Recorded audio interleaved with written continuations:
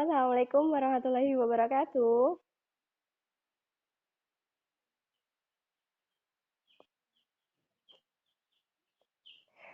Halo adik-adik, gimana kabarnya siang hari ini?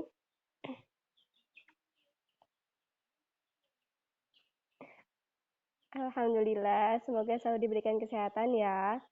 Gimana puasanya, masih lancar?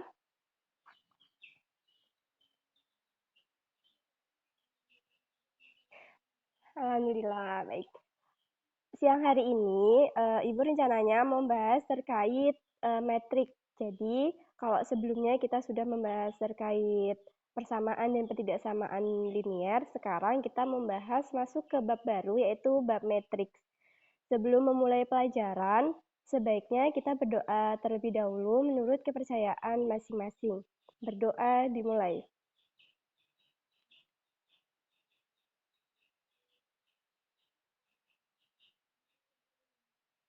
Berdoa selesai. Nah, saya mau tanya nih, adik-adik sebelumnya sudah dapat bukunya ya? Jadi kita bisa pakai buku itu untuk belajar bareng-bareng. Mungkin bisa di slide selanjutnya, Mbak Mariam. Perlu kita ketahui semua kalau matrik itu biasanya adik-adik itu kenal matrik itu biasanya bentuknya pasti tabel. Jadi sama kayak yang adik-adik ketahui, matrik itu memang dari awalnya itu berbentuk tabel. Seperti contoh dalam kehidupan sehari-hari pasti adik-adik suka kan sama beberapa hal. Nah, kualifikasi yang adik-adik suka itu termasuk ke dalam matrik. Jadi, setelah dijadikan tabel, itu bisa langsung dijadikan matrik. Sekarang saya mau tanya, adik-adik tahu nggak pengertian matrik itu apa?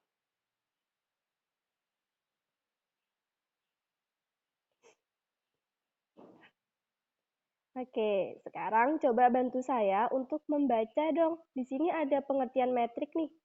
Ada yang mau bantu untuk membaca?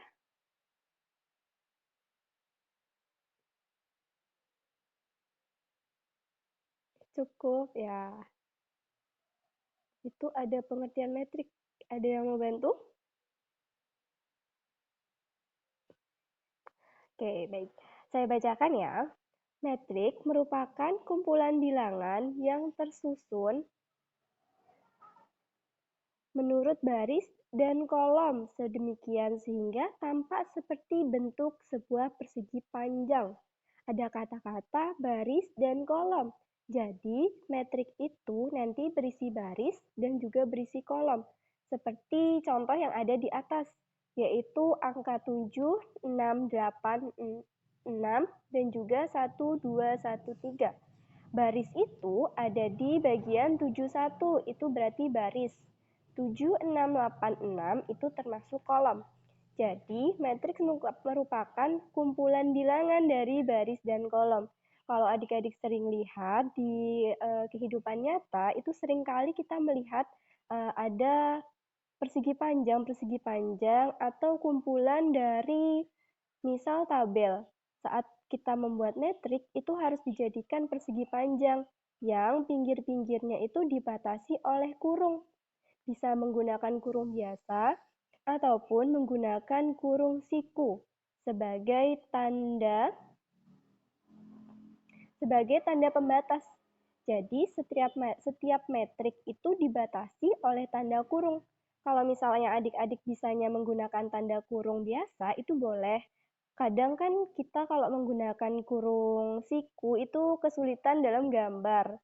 Kak, jadi kita bisa menggunakan kurung biasa. Selanjutnya, metrik itu punya nama. Sama seperti kita, metrik juga punya nama. Nama metrik yang namanya diberikan metrik itu menggunakan huruf kapital atau huruf besar.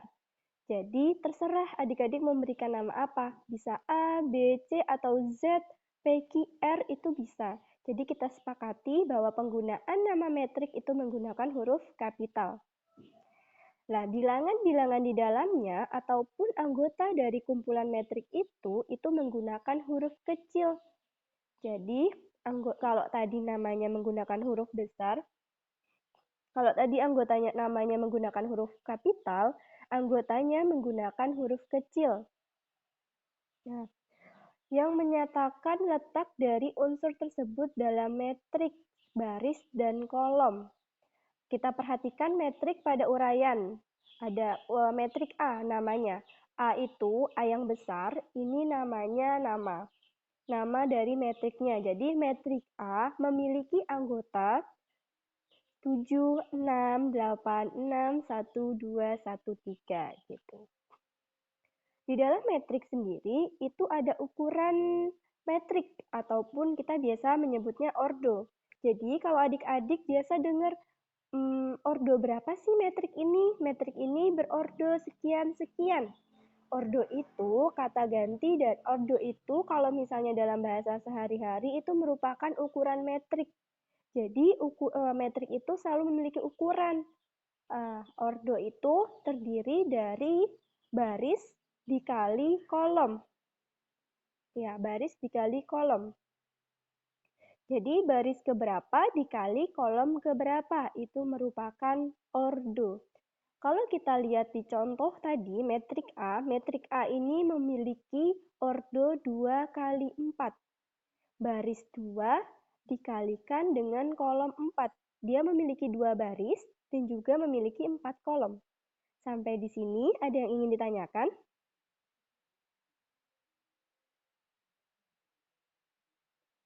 Oke, kalau belum ada, kita lah. Oh iya, silakan.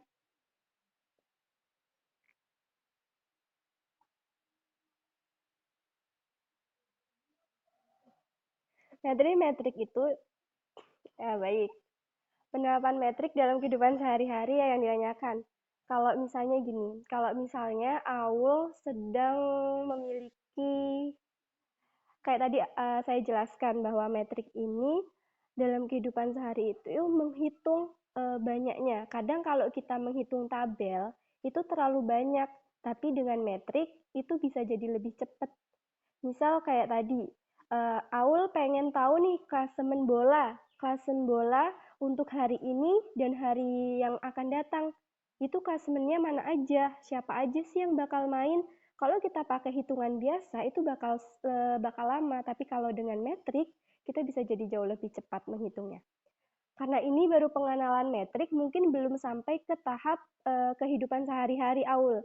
Nanti kalau Aul misalnya sudah naik kelas lagi ke kelas 2 ataupun ke kelas 3, Aul bakal dikenalin lagi oleh banyak metrik. Karena metrik itu nggak cuma satu, tapi banyak. Nah, untuk hari ini kita hanya akan mengenalkan apa sih metrik itu, apa jenis-jenis metrik, dan juga dan lain-lain. Cukup, Aul?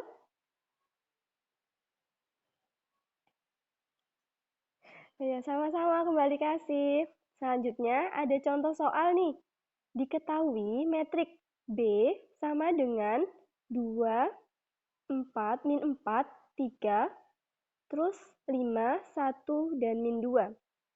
Sekarang saya mau tanya, ini namanya nama metriknya apa? Ada yang bisa membantu menjawab?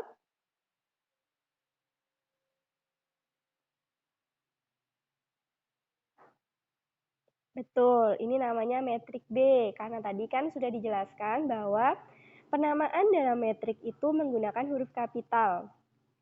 Selanjutnya, ada tentukan A ordo metrik B, ordo atau ukuran metrik.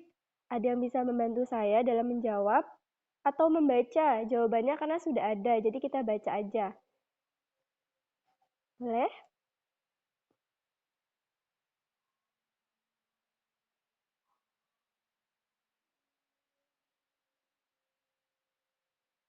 Baik.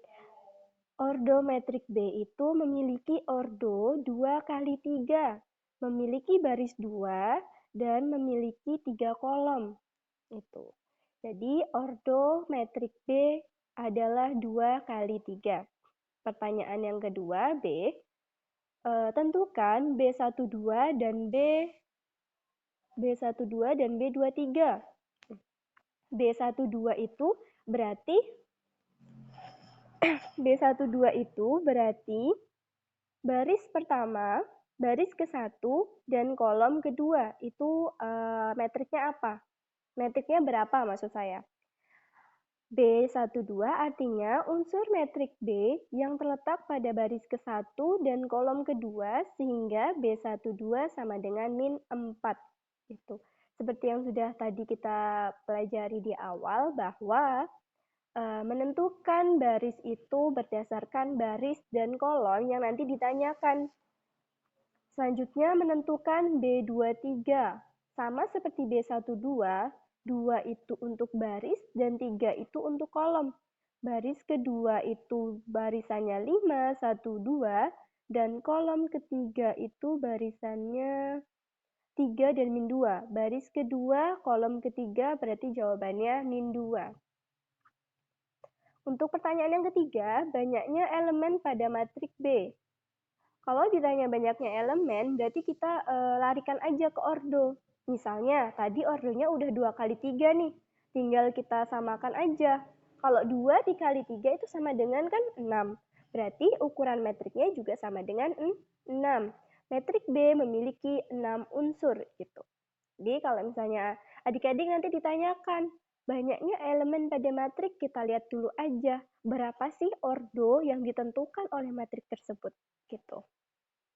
Lanjut mungkin. Selanjutnya, ini ada contoh soalnya nanti aja. Selanjutnya kita lari ke jenis-jenis metrik. Tapi untuk hari ini saya akan membahas hanya 5 jenis metrik. Selanjutnya kita akan bahas di pertemuan selanjutnya. Jenis metrik sama seperti banyak hal matematika lainnya itu juga memiliki jenis. Metrik pun juga memiliki jenis. Metrik terdiri atas berbagai jenis antara lain metrik nol, metrik baris, ada metrik kolom, metrik persegi, metrik segitiga atas, metrik segitiga bawah, metrik diagonal, dan metrik identitas. Nah, banyak banget kan. Jadi, untuk itu kita akan membahas 5 metrik dulu. Yang pertama itu ada metrik nol. Metrik nol, namanya aja nol. Berarti metrik semua isinya metrik nol adalah metrik yang semua elemennya bernilai nol. Biasanya kalau nanti kita sudah ke jenjang yang lebih tinggi, itu kita akan belajar lagi terkait perhitungan metrik. Nah, ini penting banget buat kita tahu bahwa metrik nol ini sangat digunakan untuk kita menghitung perhitungan metrik nantinya. Semua unsur pada metrik baik A maupun B dan C adalah angka 0, sehingga disebut sebagai metrik 0. Jenis yang kedua ada metrik baris. Metrik baris ini adalah hanya terdiri atas satu baris saja. Kalau namanya baris, itu kan kalau tadi kita udah bahas terkait baris dan kolom. Sekarang ada metrik baris. Ini hanya terdiri atas satu baris. Saat metrik yang diketahui, intinya kalau misalnya ada barisan, tapi nggak ada batasannya atau nggak ada siku, kurung, itu namanya bukan metrik. Tapi saat hanya satu baris dan dia ada sikunya, ada kurungnya, itu tetap dinamakan oleh metrik. Metrik B berordo 1 kali 3. Kalau Q ordonya 1 kali 2 dan R berordo 1 kali 4. Metrik PQR itu merupakan, karena memiliki satu baris, itu merupakan metrik baris.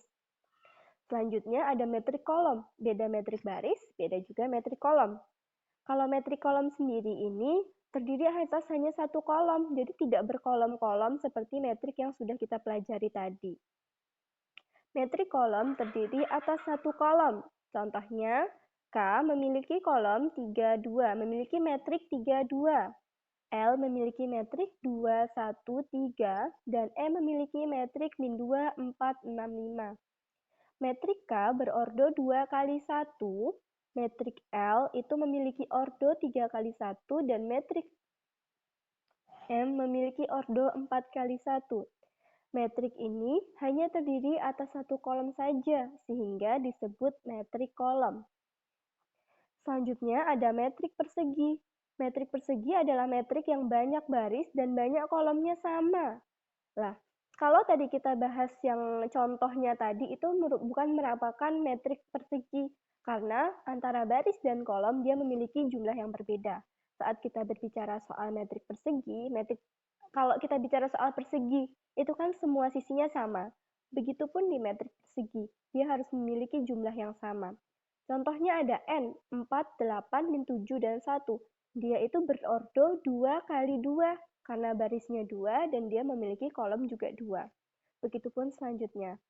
Yang selanjutnya atau yang terakhir yang akan kita bahas di jenis metrik ini ada metrik segitiga atas. Metrik segitiga atas adalah metrik persegi yang elemennya dibentuk di bawah di diagonal utamanya bernilai 0 sebagaimana contoh. Diagonal utamanya itu ada DBF.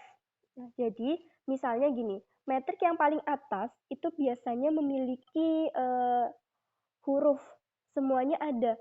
Pokoknya di yang bagian atas itu jangan sampai 0. Itu kalau diagonal atas, metrik segitiga atas.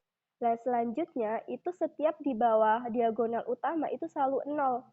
Misalnya di sini baris pertama itu ada ABC. Baris kedua dia memiliki 0 DE. Karena diagonal utamanya di atas A, berarti di bawahnya A itu harus 0. Dan selanjutnya juga mengikuti 0, 0, F. Jadi nanti dia membentuk membentuk diagonal baru. Jadi di bawah diagonalnya itu harus sama dengan 0. Begitu. Itu untuk matriks segitiga atas. Nah, selanjutnya akan kita bahas lagi di kemudian hari. Ini ada beberapa contoh soal yang harus adik-adik kerjakan untuk melatih saat adik-adik di rumah. Jadi kalau di rumah jangan sampai cuman kita rebahan aja. Jadi kita harus mengerjakan juga beberapa soal, khususnya soal matrik. Mungkin di paling bawah, Mbak Mariam, ke bawah lagi. Ke bawah lagi, itu udah masuk transport. Di latihan soal. Nah, di latihan soal 4.1, itu adik-adik bisa mengerjakan nomor 1 dan 2.